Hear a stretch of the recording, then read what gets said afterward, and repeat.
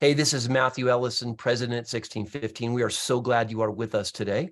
This is a peer-to-peer gathering for church missions leaders, and today we're going to be talking about mobilizing your senior leadership.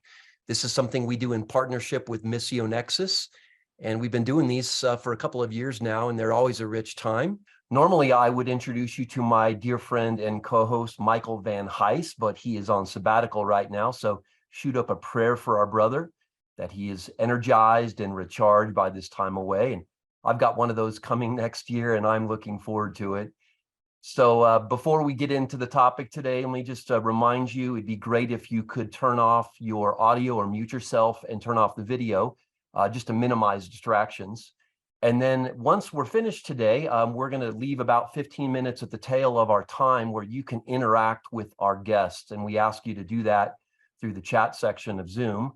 That way we can field the questions and again, minimize distractions. So please stick around for that. We really hope that you enter into conversation with these brothers here. Well, today we're talking about mobilizing your senior leadership. Before we talk about that, I just want to share a story that happened a couple of years ago. We were at the Missio Nexus annual conference, which takes place in the fall. And we did a survey for the church missions leaders who had registered for the conference. And we surveyed 200 church missions leaders. And we asked them a question. If you were in front of a panel of missions leaders and experts, and you could only ask one question, what would that question be? And 64% of that group, now a relatively small sample group, 200, but that's significant. 64% of that group said, how do I get my pastor engaged in missions, or how do I move the needle? They responded in various ways, but essentially that was what they were asking. How do I get my pastor stoked for this thing that we call the Great Commission and making disciples of all nations? Now, that's just an anecdote. 1615 has been around 20 years, and we mobilize local churches. And I can tell you, just about every conference we go to or every gathering of church missions leaders, this idea surfaces.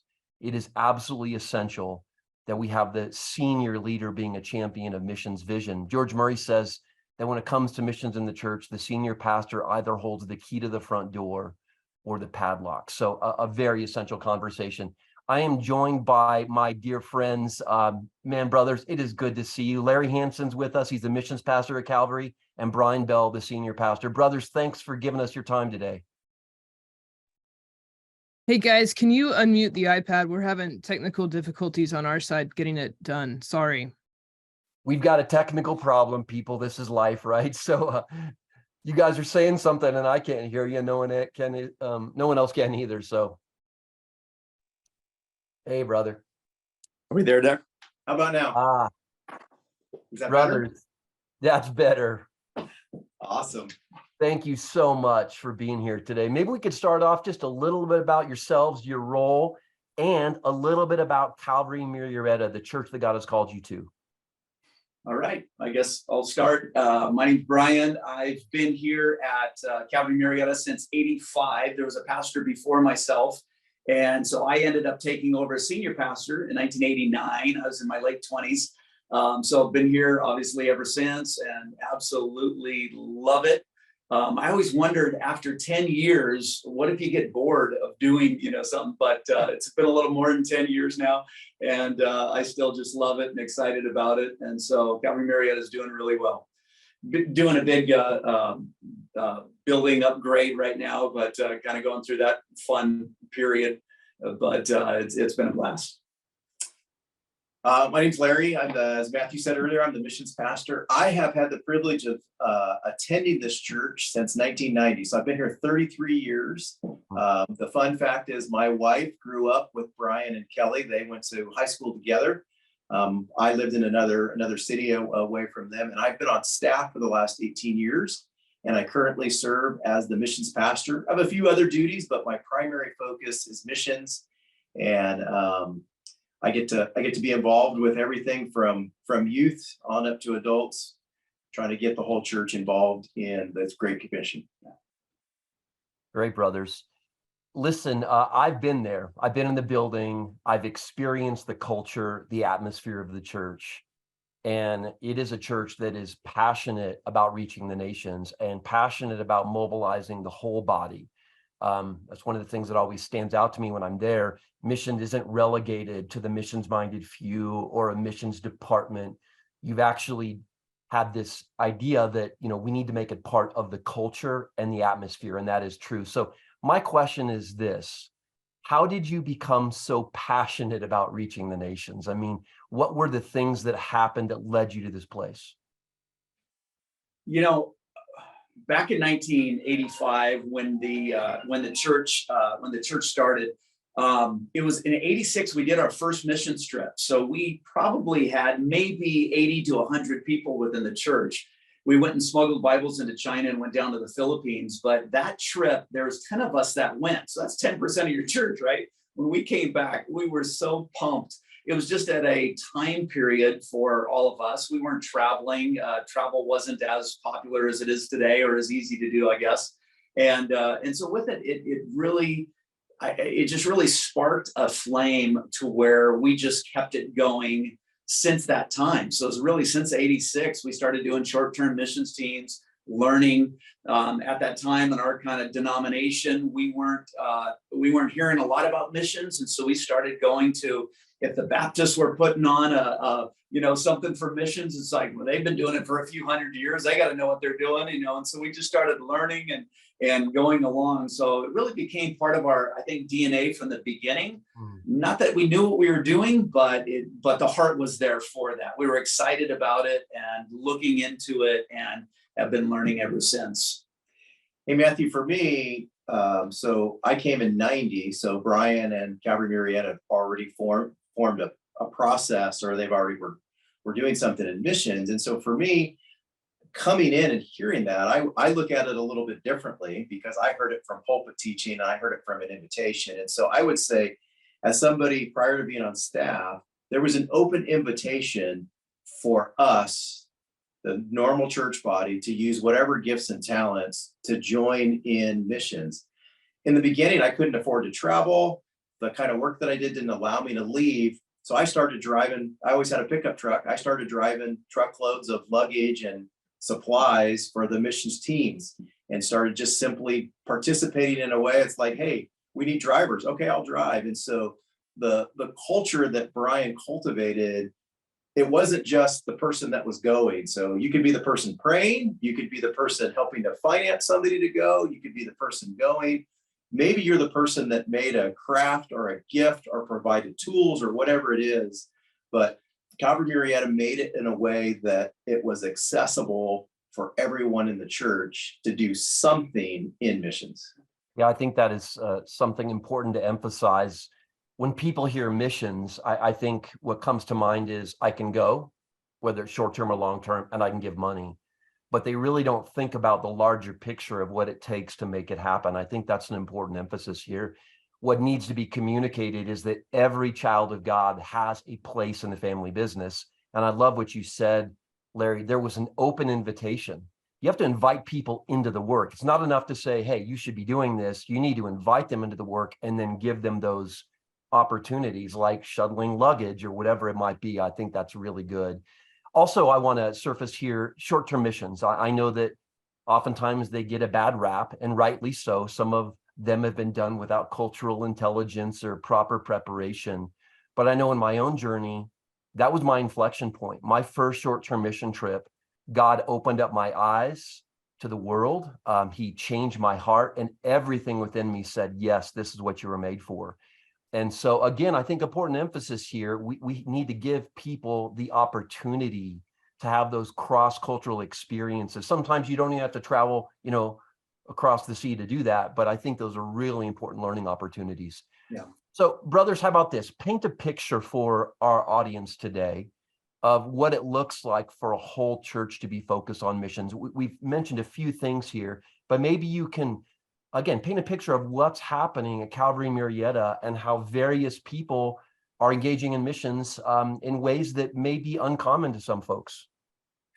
Let me start with an illustration, then I'll let you answer. I have a great picture of, it was a Greek vase, a piece of pottery that was probably 4 to 5 feet tall. and had 30 to 40 handles on it. So it was a big, heavy thing. And it took everybody grabbing a handle to be able to dump this thing.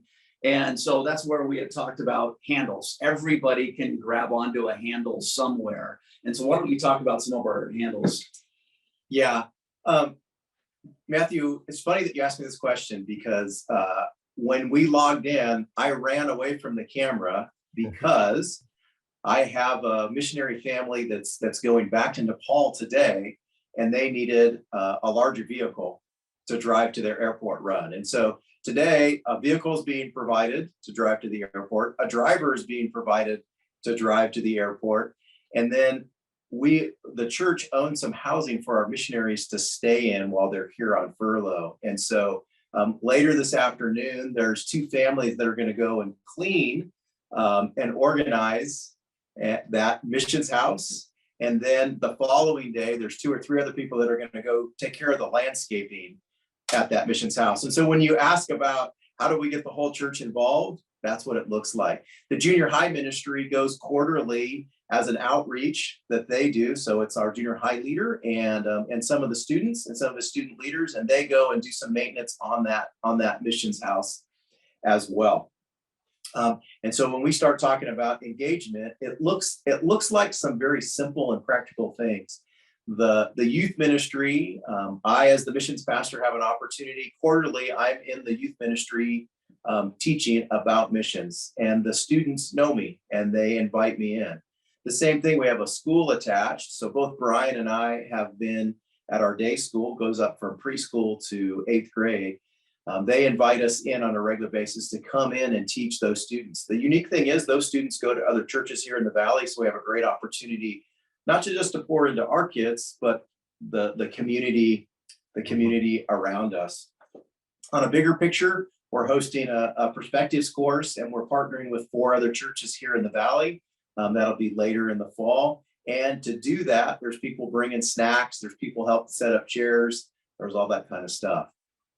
If we go out just a little bit bigger, we have a Bible translation project going for one of the unreached people groups that we sponsor, $35 a verse, and that travels all the way through. We have our young people involved in that all the way up to our adults. One unique thing that happened just this last year, Matthew, is our executive director helped with kind of redo our budget. And what we did is we put some finances in every ministry at church, have some finances in so they can financially participate in missions. And so they can either help support somebody, they can help send somebody. Some of them have simply used it to maybe even buy some signage to make missions known in their specific department. And so Brian allows so much autonomy in missions. He gives us some pretty good guidelines and vision from the pulpit, but then he allows us to do these other things individually. And we all are plowing the same field because it's taught from the pulpit and directed. And so, but there gives a lot of freedom for folks to be involved. Brian, I'm going to lift that illustration of the Greek vase.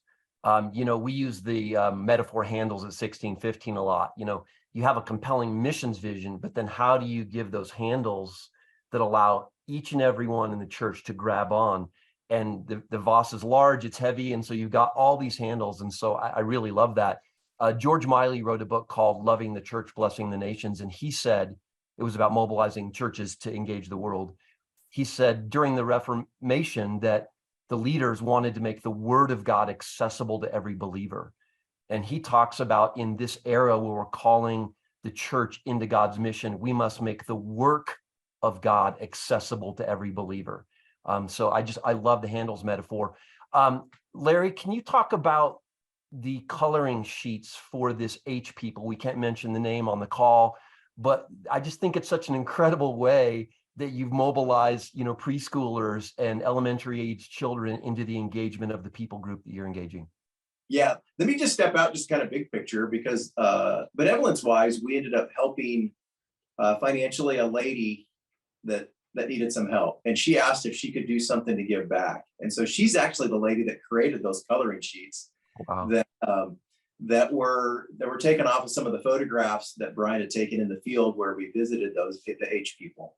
And then those were introduced to our Sunday school kids, and they actually colored those in, and they got to be praying and talking about them as refugees.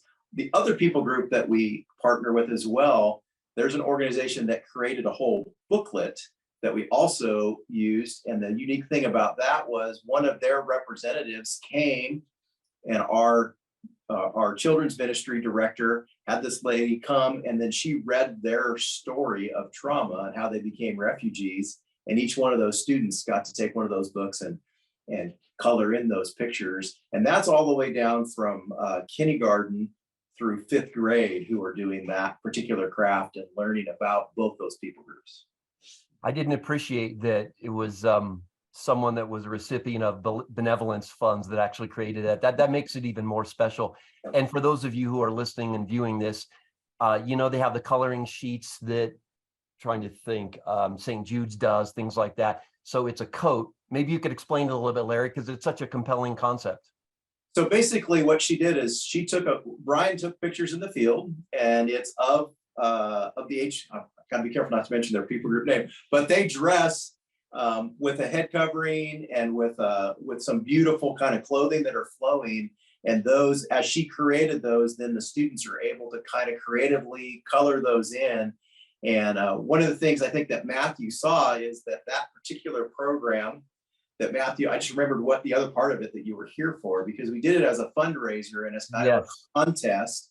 So we were raising funds for that particular people. And so we took those drawings of a coat, and each student that drew that donated also $5. And that $5 bought a warm coat for that person, bought from the nationals in that country. And so those finances didn't come from the US, those finances were sent to that country. Jackets were purchased. Here's the cool thing, Matthew, I forgot you were here for that. That's awesome. Yeah. Here's the cool thing is the children in the children's church did so many of those drawings, both junior high, high school, YAMS or young adult ministry, and the kids all got involved in that.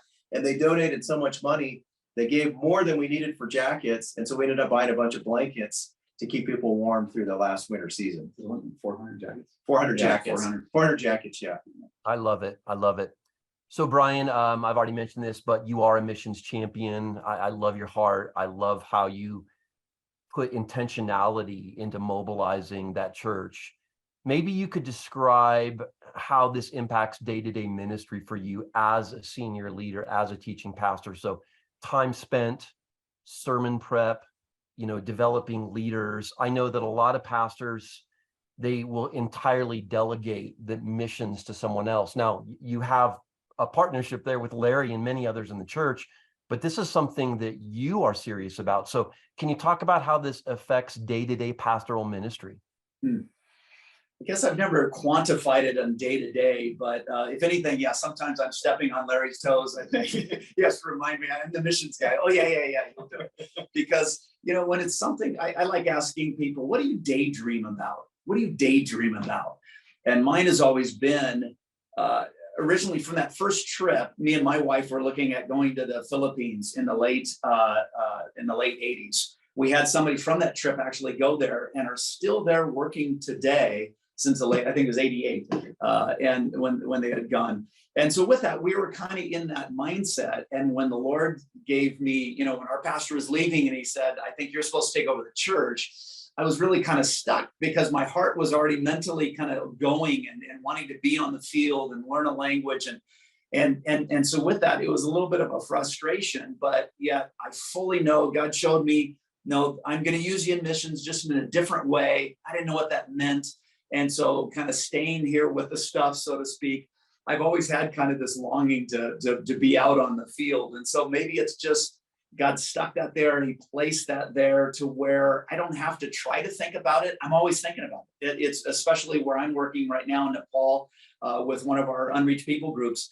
It's just truly something that's always on my mind, something we're always talking about, kicking things around, trying new things, asking the good questions.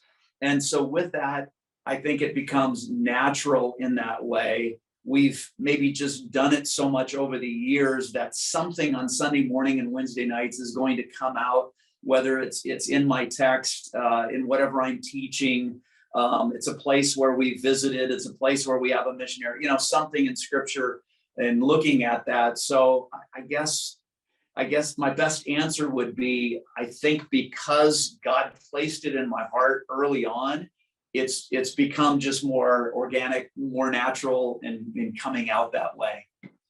Hey, Matthew, can I comment just for a minute? Please, brother, that's what this is for. Larry usually has the better answers. He says, "No, Brian, remember this." Yeah. So on the practical side, anytime scripture hints at reaching the nations, Brian talks about what we're doing in missions. Okay, so pulpit wise. The other thing is what he forgot to mention is about 3 times a year, he is actually traveling internationally. And when he comes back, he's reporting on what he saw, who he met, and what God's doing in that particular area. We also have a missions board. And so we have a monthly meeting for that. And then we also, Brian and I, outside of that meeting, meet at least once a month, sometimes twice a month. And then what he forgot to tell you is that some of the people that are not of our faith text and WhatsApp him because he's made personal relationships in the field. And so I would say practically for those guys that are senior leaders that are wondering what it looks like, he probably has 30 to 45 minutes a day that he has some focused time, either communicating with me, the missions board, or one of our field partners, or someone that he has developed a relationship with. So he spends more time probably than he realizes. He's so relational that he doesn't think that down to that minute level. But to answer your question, I would say probably 45 minutes a day practically is either spent praying, talking, or communicating, or us having a discussion of something missions related. Yeah, you keep mentioning these words, atmosphere, culture, organic. You have made missions part of the identity of the church. It's not relegated, as we've said, to the missions-minded few. It's not optional. It's not something that you staple on to normal Christianity. It's there. It's woven in, and I think that's really important. Maybe you could talk about that because you guys are in such a sweet spot. You may take for granted. I mean, I don't think you take for granted, but I mean, it's so sweet there. This is not the case in many churches. Missions is often in the margins. And, part of the topic today is that pastors are one of the reasons it's central in your case, one of the reasons it's in the margins. What would you say to encourage folks that are trying to get their senior pastor, in a situation like yours? Yeah. What type of things what would that look like? Either a grande Americano or a box of chocolates. I would. I'll give this illustration, and I shared it at Missio Nexus when we had done the Zoom teaching there. But it was actually my wife helped me in kind of thinking that through, because, like I say, this has been so many years that we've been doing this. But I think it was 2 years ago, she had come to me and said, me and a couple of friends, we want to work with our families that are in either fostering or adopting, and we want to do something for them. And so we started talking, and it wasn't on my radar. I love that they're doing that. I want to be a part of that. It just happened. So from that conversation, I have a pastor friend that I like listening to on the East Coast, and found out that he had written a book on orphanology, is what he called it. And so I saw that and I thought, well, that's interesting. I was just talking to my wife about that. So I bought the book, read the book. And then as they developed a monthly meeting just to come in to minister, just to get whoever's fostering or adopting to talk with them and talk through subjects and see how they're doing. And now they're doing different events together and things like that. And so with that, it wasn't on my screen. I wasn't thinking about it. It was brought to me. And so I really see myself, I can't do everything, but what I can do is I have the microphone, right, on a weekly basis. And so what I get to do is get to champion what we're doing, but I want to learn enough about it to be able to do that. We're doing that with the Elsinore Valley Pregnancy Resource Center right now, and just really finding out, we found out that Planned Parenthood is moving into our city. and it's already happening and they're coming. And so I'm not the type that I want to go picket in front of that, but what can we do as far as education pieces, and how can I educate our body, and how can we start speaking and talking with, when we get in those opportunities of, like, they're going to get to, Planned Parenthood's going to be able to share their side with anybody that comes in. How do we get to share our side in pro-life and do that? And so that's kind of the newest topic that we're re-talking about and thinking through. Somebody gave me a book on it. I haven't started it yet, but it's sitting right on my desk. And so with that, I'm learning. I want to figure out, how do I champion it to the body? How can I bring that to the body? And so I think that's the first one that comes to my mind, is what we can do for senior pastors is sharing your excitement, coming with them. Maybe the missions leader has done a trip, making sure that you set time with the senior pastor, sharing a few highlights of that trip. What can you do to get them excited of, and moving forward in that? I don't know if you have any thoughts. Matthew, I do have a couple of thoughts. And one, I think I'm gonna point at us super missions passionate people. Sometimes, Matthew, we're kind of annoying. And so we come and we kind of pester, like, do things my way, do this. And I would just say, like, if we could be missional in our relationship with that lead pastor and be a little extra kind, I think that would be the first thing I would recommend. The next thing I would wonder is, as we look at missions, is there some kind of connectivity to something that the senior pastor's already passionate about? So, for example, here, one of the things we're highly involved in is anti-human trafficking. And we do that locally, we do that nationally, and we do that now internationally. We're involved other ways. But is the pastor, really passionate about something that's a bridge to something that you can do in the mission field? That would be my other suggestion of, kind of study your church and figure out, okay, what is that? But I think sometimes what we do is we say, I want to do this in missions, and we want to tell our senior pastor what to do, instead of taking a step back and saying, hey, how can we partner together? How can we collaborate? And is there something unique in our church already that could be a bridge to developing something enthusiastic and excited about reaching the nations? Yeah. If your senior pastor is into discipleship, and figure out, how do you want to do discipleship over here in this area, and in a different nation. I think we call this contextualization, right? Yeah. We listen, we go to our pastor with humility. We're going to come back to this at the end, actually. I'm going to talk about the holy annoyers. You beat me to the punch there, Larry, but we're going to close up with a little bit of information for the holy annoyer. Okay. And what it looks like to contextualize. You talk about being missional, but same thing. What's the posture you have with your pastor in order to encourage him? I think mobilizers are often their own worst enemies. Again, it's frustrating when a pastor is indifferent to missions, it seems, but there's a way to move the needle graciously. So let's come back to that. Someone asks a question, I think it's important. Was there anything specifically that helped you determine that you wanted missions to be in the DNA of your church? And I think that's an important question, because again, I'm not trying to browbeat or throw stones, but for many churches, it is not in the DNA. It is marginalized. It is optional. That's not the case at your church. Anything specific that made you say, this needs to be part of our DNA, as you say?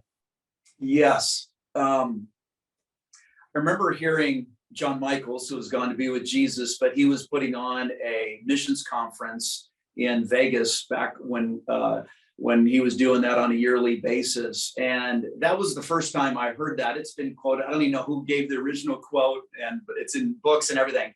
But that's the first time that I had heard is missions is different than the men's ministry, women's ministry, youth ministry, and it goes on and on and on. It's part of the actual DNA of God. It's who he is. It's his character.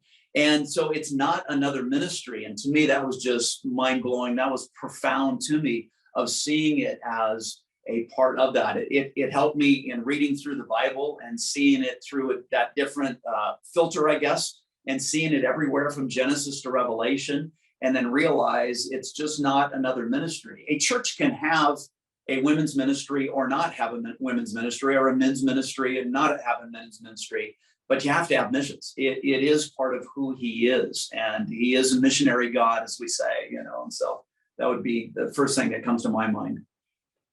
So some good biblical content that showed missions was not a subplot, but it was the plot line of scripture. This obviously was pivotal for you. And, since you've made it part of the atmosphere of the church. Yeah. Larry, any insights you would have on this one, on how to, what happened that made you say, let's make this everyone's job? Well, actually, for me, it was the reporting back, or the celebration, if you will, from short-term mission trips.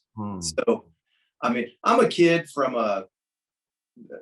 I'll just say East County of San Diego, maybe 2,500 people in the little town that I grew up in. And until I was probably 30 years old, I didn't get on a commercial jet and fly anywhere. And so I was pretty closed in my idea of the world. My idea of the world was pretty small. When I came here and started hearing Brian teach, and then started having teams come back from China and from areas where the gospel was absent, that's when I realized, oh, this is interesting. We're going places where, and I didn't understand at the time, Matthew, I didn't understand there wasn't access to the gospel. I didn't understand there wasn't access to scripture. But as they started reporting back, those are the things that finally made it for me. When I heard these people coming back, their enthusiasm and their excitement and their lives being changed, and then they're talking about how lives were changed there, how people were introduced to Jesus there. That's what really made the difference for me, is that excitement and that enthusiasm of those short-term teams reporting back. And then what happened is some of those people that reported, they either started agencies or went off someplace else full time. And I got to sit there and go, oh, wow, that guy went for 2 weeks or 3 weeks or 10 days. And now, wow, they just committed their whole life. So as I got to watch that, that's really what really changed my thinking and my heart. And then as I came on staff, I was able to continue that vision that Brian had and continue step by step to encourage the church body.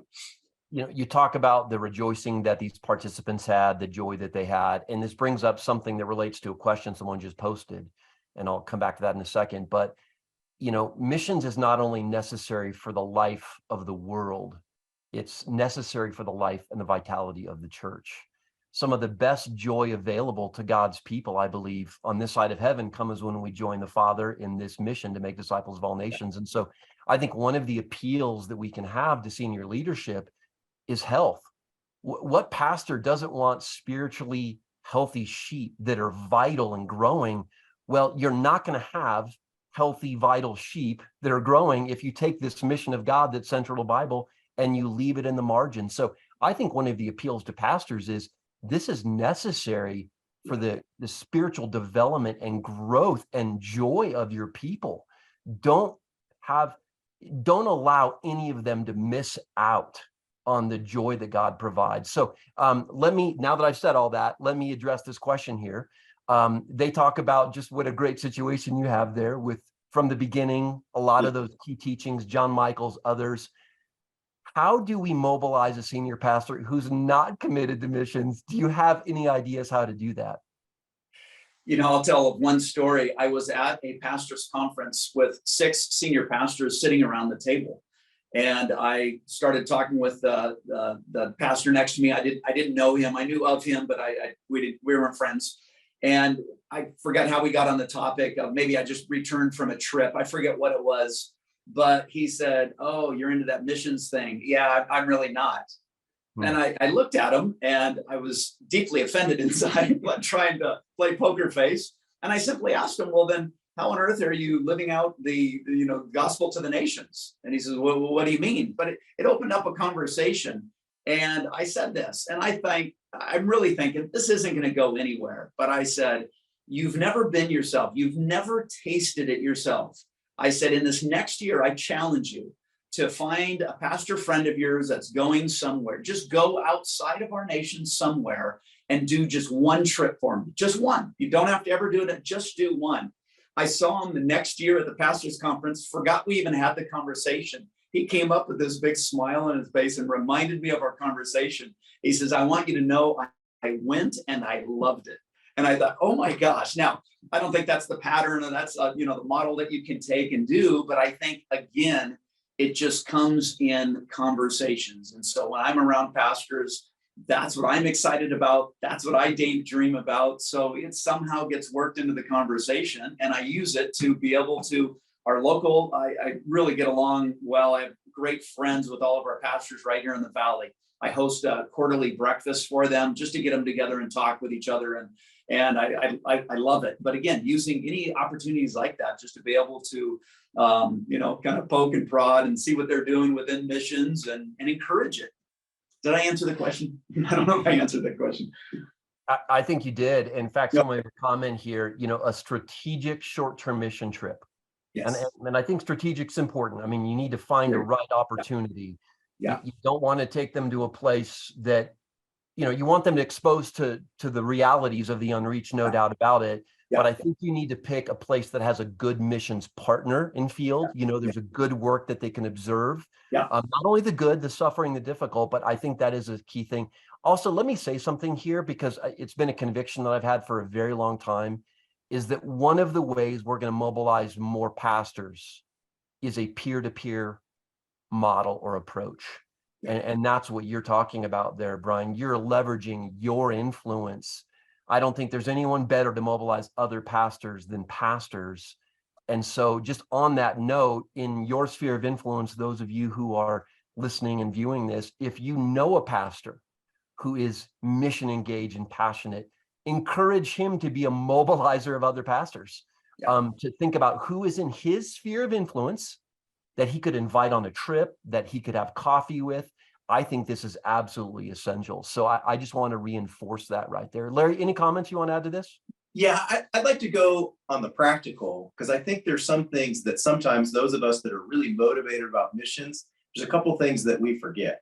And so one, I would say, when you're inviting that senior pastor, most of them, many churches, we're at a large church, but many churches don't necessarily have the finances. So my encouragement would be, if you're going to invite that pastor, raise the funds, take it out of the missions budget, collect a group of friends together. Also, be strategic about timing.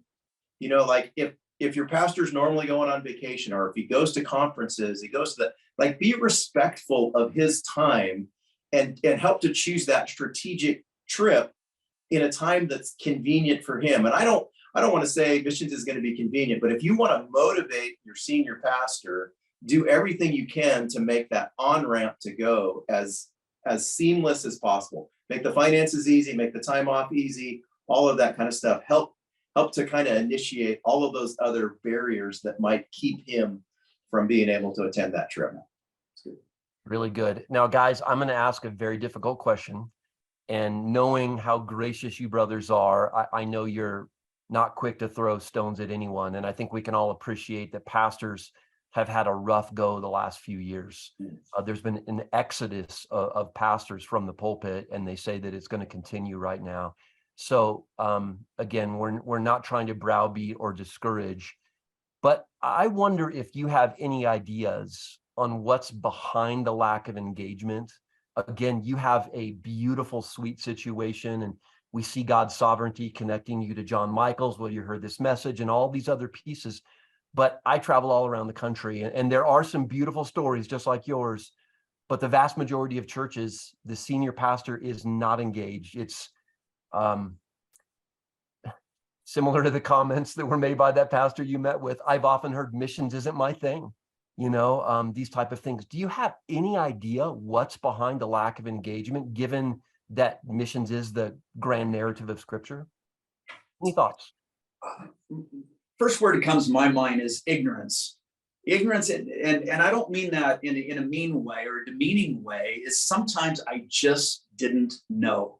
I wasn't thinking back to what I had said about foster care. I love the whole idea and system and what families are doing and the sacrifice they give and bringing a child in their home, not for a few days, few weeks, but for a lifetime, and these forever families. And we were a part of that, me and my wife.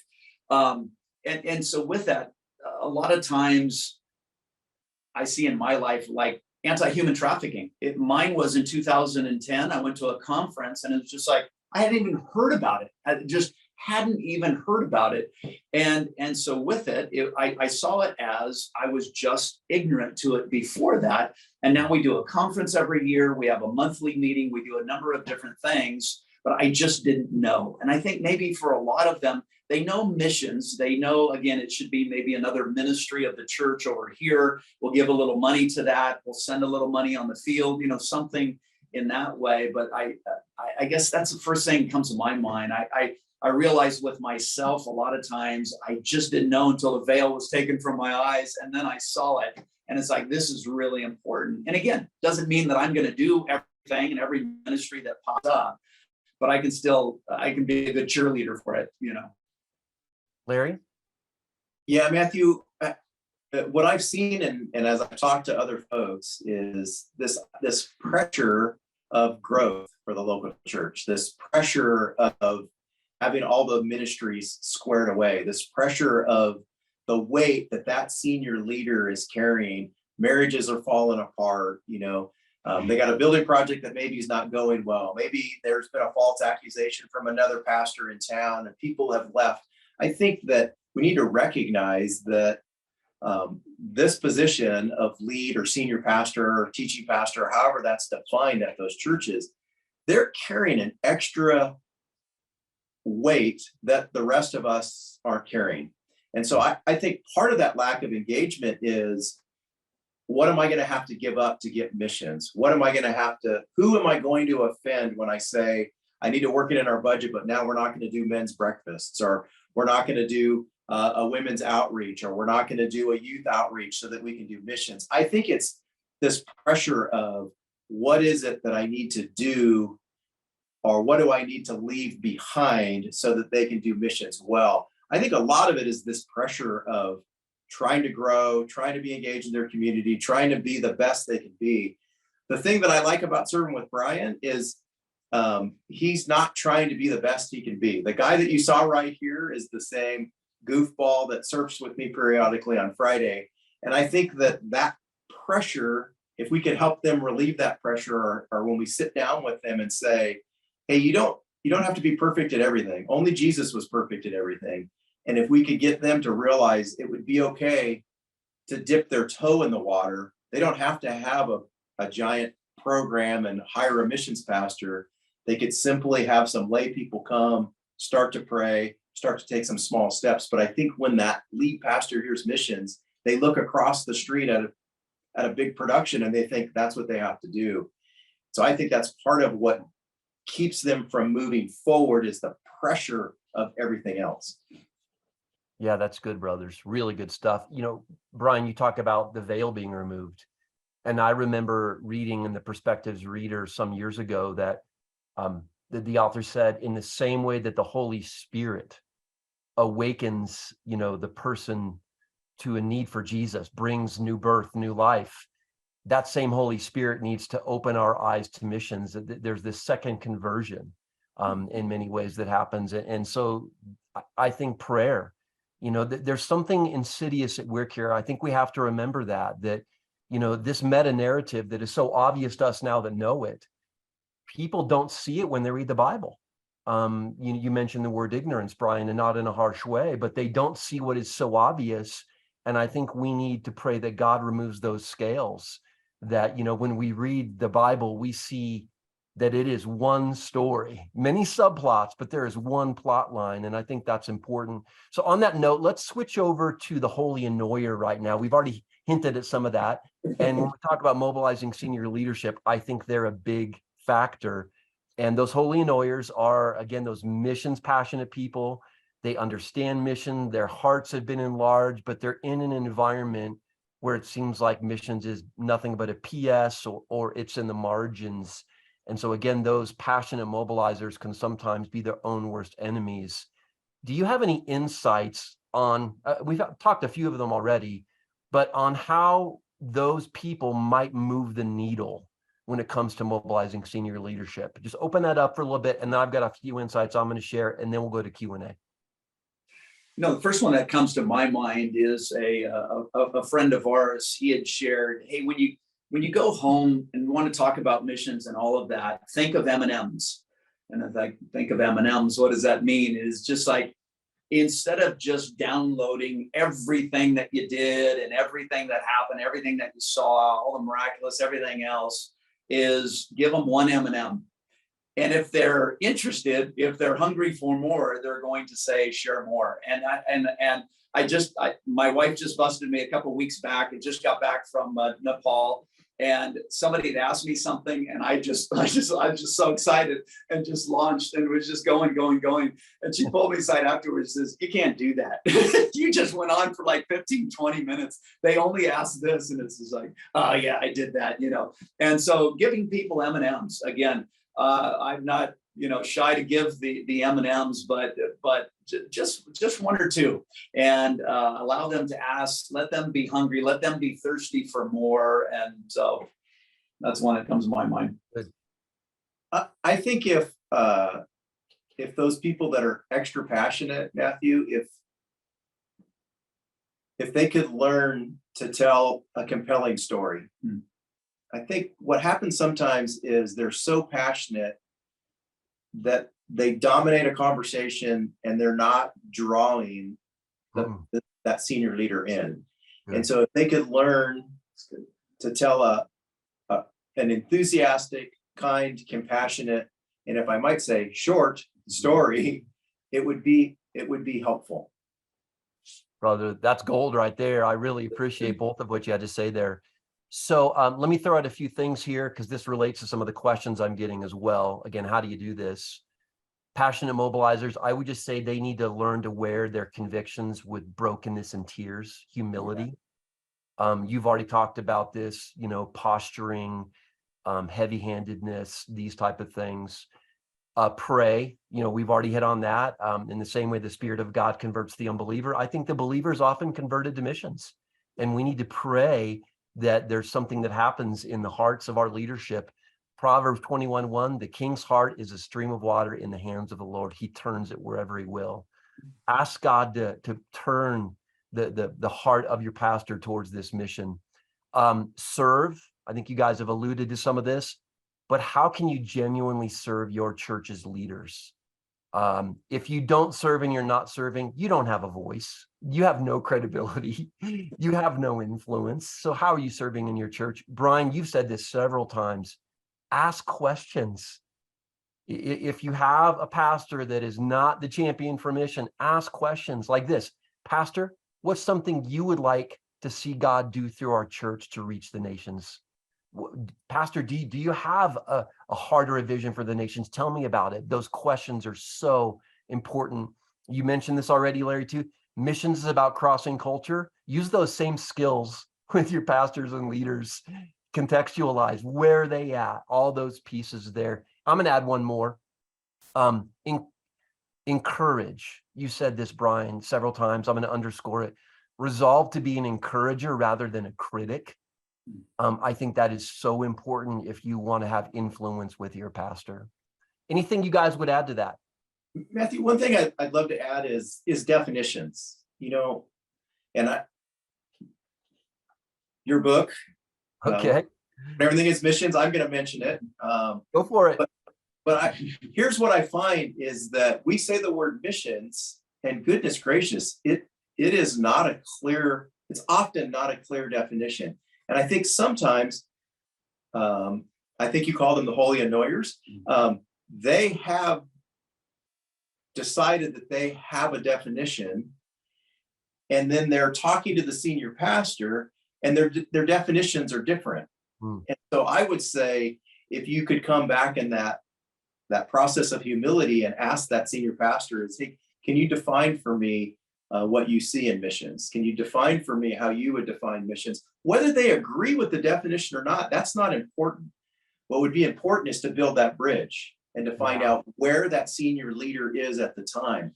And then I would just say, let that simmer and let that resonate, and figure out where you can build that bridge. I said on-ramps earlier, where you can build that on-ramp to develop that relationship.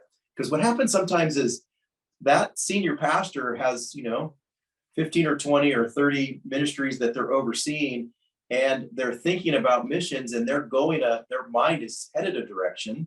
and they're thinking about scripture and they're thinking about what they should do. And then this missions person comes and goes, hey, we should do this. And he's like, wait a minute, I'm still developing that. So if we could come in that idea where you said humility, but if they could get some definitions that unified them, I think it would be a big help.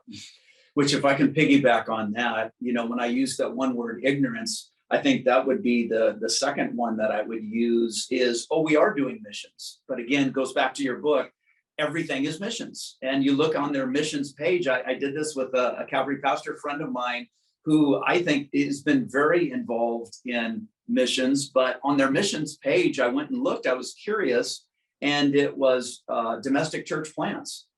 And it was just like, I don't understand, and so again, I think as we define those terms, or back to the senior pastors, I think there's many that think they're doing missions because we're doing outreach. We're doing missions because we've done church plants. We're doing missions because, and goes back to the very point of your book. Yeah. Yeah, and I like what both of you have talked about here is that it is bridge building, it's humility. It's not, Pastor, you got your definitions all wrong. It's just so obvious. It is, hey, Pastor, so that we're on the same page, help me understand how you define missions right now. Yeah. And then have those conversations. I think that is really essential. Again, this is that contextualization practice. And hey, so I can serve the church well. It would help me to have a better understanding because, this is where I'm at. And so it would help me to know where you're at. That type of dialogue is just really valuable. Let me throw one more. I said I was going to do one more, but before we open it up for questions here, I don't know if this is folklore or not, but I've heard that John Piper, who is like, the missions prophet of our day. I mean, the guy has been so used by the Spirit of God to mobilize the church into missions, but he wasn't a missions champion, as I understand it. He was invited early on in his ministry at Bethlehem. He was invited to speak at Bethlehem's annual missions event, and it forced him into the study to think about missions, and it changed everything. And apparently Let the Nations Be Glad got started. That book got started because of that experience. Wow. So invite your pastor to speak at a missions event. I like it. Hey, we've got some questions here. Just a few more minutes. By the way, guys, good feedback from folks. Thank you so much. What kind of training have you offered to kids and youth and other ministry leaders to help them catch missions vision?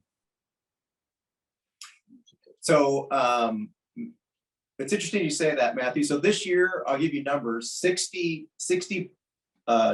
students and adults have gone through what I say is my first class. I call it Preparing to Go. It's a 2-hour course, and it's an introduction on how to be prepared to go. And it's not necessarily about going, Matthew, as we talked earlier. It's about prayer. It's about praying, staying, and helping. It's about providing finances, and it's about going. And it's about this posture of, if we go, we're going to go as learners, and we're going to go as servants. And then as well, I have, as the missions pastor, my position here, I've been invited quarterly. It's on my calendar. I quarterly go into both junior high and high school classes. And then about once a year, the children's ministry, so that would be preschool to 5th grade, they ask for something missions related, kind of shorter, but kind of an introduction to them. And as a result of what I was just talking about, I have everything from going on cross-cultural trips. I have down to a junior high student, all the way up to a lady in her 80s, from that span of students, all going on some cross-cultural trips this year. And so, and then the other thing is, we do missions prayer here monthly, one Sunday a month, and I invite everybody to that. And so we even have children attending that, and we have students, junior high students and above, that are attending that. And so when you say training, also an invitation to come to those events. And some people say, what do you mean? What's going to happen? And when we hear children pray for the nations, me and Brian are crying, thinking, which we could pray as powerful as that 8-year-old. Yeah. Does that help? That's awesome. Yeah, that's really good. Someone asked me to go ahead, Brian. This is your time. To say, it was interesting this year, our photography teacher who teaches the arts for our school invited me up. She knows that my hobby is photography. I just love it. It's fun. And she says, can you bring that into our photography class, share some of your pictures and work in missions. It's like, yes, and so I just used the pictures from my very last trip and really just kind of did a photojournalism kind of journey through that, talking about every one of the pictures, why I framed it the way I did and what I did, lighting, all of that good stuff. But I'm telling the story of the trip and the people group and their needs. And so, again, using whatever you can to be able to bring that to the youth is awesome. Yeah, and that goes back to building bridges. You have a passion for photography, and now that's woven into your church's missions vision. But, when you're thinking about mobilizing your pastor, you've already hit on it, but I think we need to surface it again. Find out his passions, find out what's moving him, and then try and connect that to a cross-cultural opportunity. It's a great way to approach things. Guys, I'm going to ask you to give some final comments here. We're about ready to wrap it up. We're almost at the hour now. Any parting words of wisdom for these folks? Probably some leaders on the phone. I imagine most of these are in that mobilizer category, but what would you say to these folks? And of course, this will live on through the wonders of technology. So speak to us, brothers. Larry had said the word access earlier, and I'd like to touch on that because still to this day, as much as we're about missions in our church, still to this day, there's always someone who'll come up and ask, never to me, but one of our pastors, and that is, why are we doing so much? Why are we spending so much over there and not right here? Well, of course, the answer in that is we are spending that here, but I don't think we're celebrating that as much, and we're pouring more into outreach presently. So we have to communicate that. But just the whole need versus access. Everyone needs Jesus across the street and across the seas. Everyone needs Jesus. But my next door neighbor can turn on the TV, can turn on, just pull up his computer and literally access hundreds of thousands of sermons and scripture and everything else they want. They have access to everything, and 140 churches within a 20-minute drive, things like that. To whereas where the places that we're going don't have any access. They don't even have the Bible in their language. And so I'd like to constantly bring that out in different ways in my teaching and different things. That need versus access, I think, is an important one. Really good. Hey, and Matthew, for those of us that are there that are in that mobilizer position and we're wondering, how do we get that senior pastor to really unlock the keys? And it's not just the finances, it's also teaching from the pulpit. So it's not just that financial aspect, but it's this aspect that missions would be communicated from the pulpit. And I would say the basis, again, prayer, humility, learn to tell a compelling story, and don't be in such a hurry. Allow that time to resonate and develop a true relationship with that senior leader. And I think that's where we'll see some remarkable differences in motivating that senior pastor to love the nations as much as that mobilizer does. Brothers, thank you. This has been really rich. I've got some good feedback. You're definitely hitting on some things that I think are going to be helpful to these people. Thank you. So thanks for being here today. I want to thank everyone else for participating. We have another peer-to-peer, and wouldn't you know it, I don't know the date in my head, but you can find out about it at missionexus.org and also at 1615.org. We collaborate on these. The next one will be about developing a proactive missionary pipeline in your church. So there's a lot of what I would call passive mobilization. There's not an intentional vision to send missionaries. And so individuals feel a call, they go to their leadership. Nothing wrong with that. We're talking about a model where there's proactive vision casting that is calling and inviting people into the mission. What does that pipeline look like? And so we're going to be talking with Fellowship Bible Church from Topeka, Kansas, and they've got a very proactive approach to mobilization. If you're wondering how do you proactively send, support, and care for missionaries on the field, you're going to want to tune in to the next peer-to-peer. And again, you're just going to have to visit our websites. I don't remember the dates. I should have had it listed. But again, thanks to everyone for being here. Brian and Larry, love you guys. Thank you so much. God bless you guys. Thank you. Matthew.